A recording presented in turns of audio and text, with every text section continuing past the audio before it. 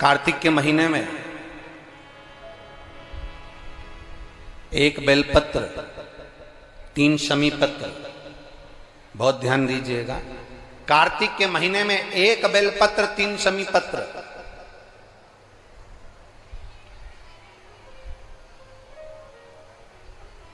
कार्तिक के महीने की दोनों अष्टमी में से किसी भी अष्टमी पर, चाहे उजाले की हो चाहे अंधेरे की, शुक्ल पक्ष की हो चाहे कृष्ण पक्ष की, एक बेलपत्र, 3 शमी पत्र, आप कभी दिल से, कभी मौका मिले हृदय से, दामोदर मास में, कार्तिक मास में अशोक सुंदरी वाली जगह का स्पर्श कर कर भगवान शंकर के शिवलिंग पर एक बार समर्पित कर कर देखना, और दूसरे वर्ष इंतजार करना कि तुमने कार्तिक महीने में अष्टमी के दिन बाबा को शमी पत्र बेलपत्र दिया था, क्या बाबा ने तेरे घर में धन और वैभव दिया कि नहीं दिया? जो स्थिति में गाड़ी चल रही थी वो स्थिति की गाड़ी तेरी पार हुई कि ना? कितने बेलपत्र? बोलो बोलो, जम के बोलो जरा। एक। कितना शमी पत्र? एक बेलपत्र, 3 शमी पत्र का स्मरण। कभी स्मरण में लाइएगा।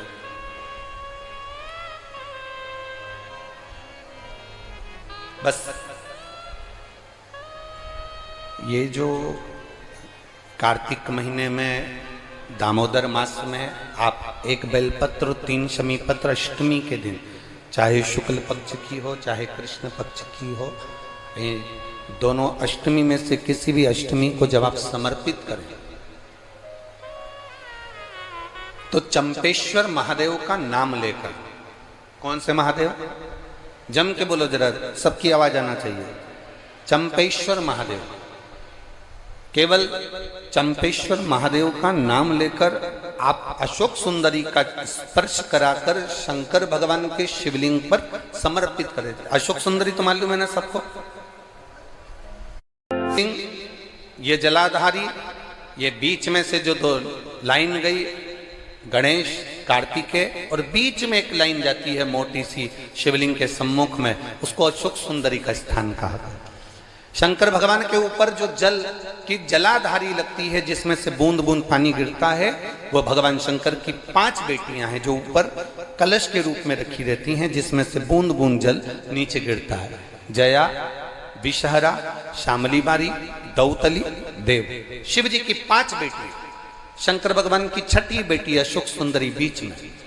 जब आप बेलपत्र 1, शमी पत्र 3, चंपेश्वर महादेव का नाम लेकर अशोक सुंदरी का स्पर्श कराकर भगवान शंकर को जब आप समर्पित करेंगे इस कार्तिक महीने में, दामोदर मास में, अष्टमी तिथि के दिन, चाहे वो शुक्ल पक्ष की हो चाहे वो कृष्ण पक्ष की हो, अष्टमी तिथि को अगर समर्पित करते हैं तो आप वर्ष भर में इंतजार कर कर जरूर बताना कि तुम साल भर पहले जितना कमाते थे, वर्ष भर पहले तुम जो व्यापार व्यवसाय कर रहे थे, साल भर से जो नौकरी के लिए प्रयास कर रहे थे, उसमें सफलता आपको अगले वर्ष की दामोदर मास आने से पहले मिली कि नहीं मिली, वो स्मरण आपके भीतर होना चाहिए।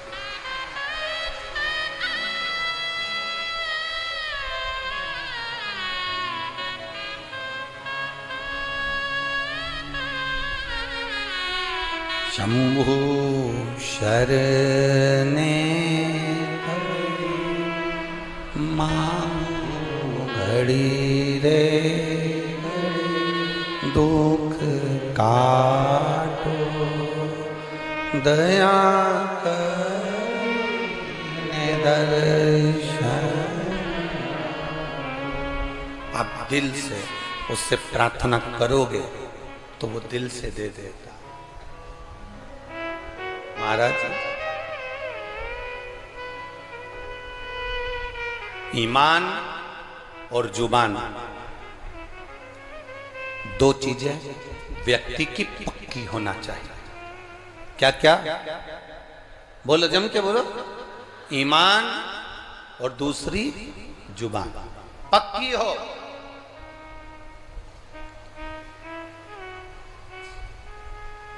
आप दिल से आप बाबा का भजन कर कर देखो, आप दिल से बाबा का स्मरण कर कर देखो। एक पत्र आया है,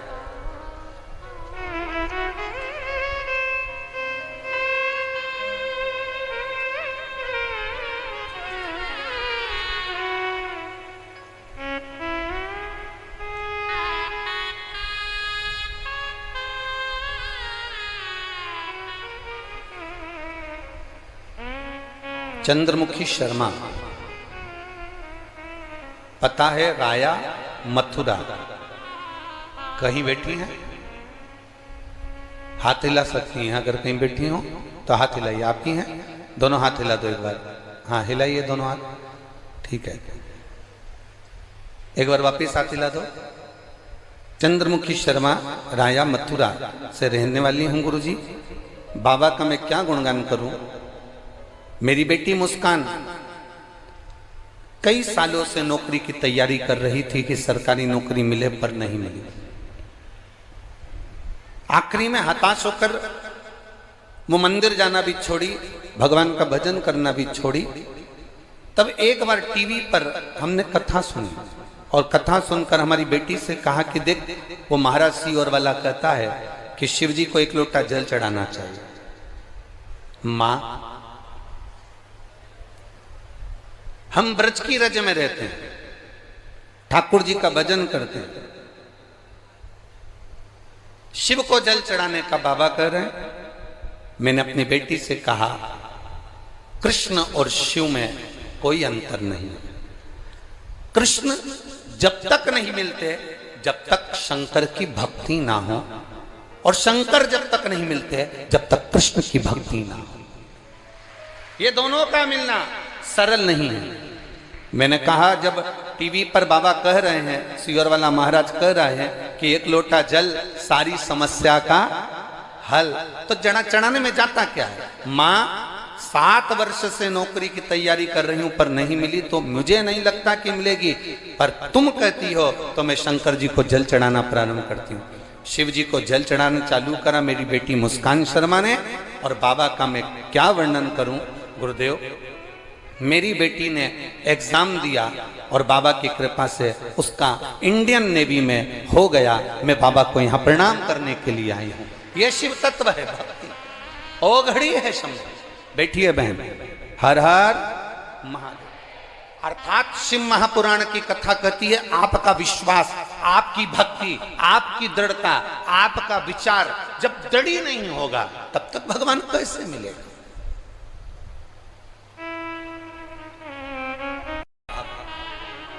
दड़ी बनकर बैठोगे, भगवान शंकर की आराधना दड़ी बनकर करोगे, ईमान और जुबान पक्की रखकर आप शिव की अगर आराधना करोगे, तो अगर कथा मिल सकती है तो क्या मेरा महादेव नहीं मिल सकता? क्या मेरा शिव नहीं मिलेगा? अवश्य प्राप्त।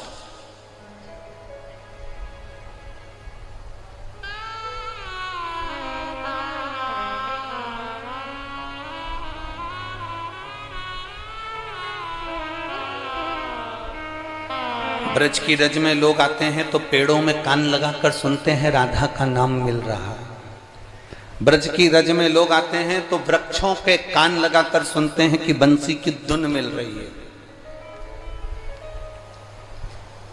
हम कहते हैं इतने खो जाओ परमात्मा में।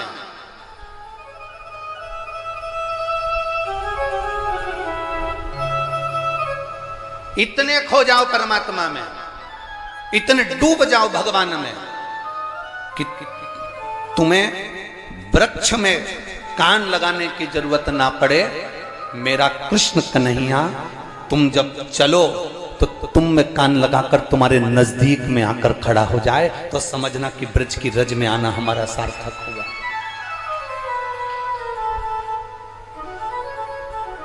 हमारा ब्रज की रज में आना सार्थक हुआ, तब समझिए आप।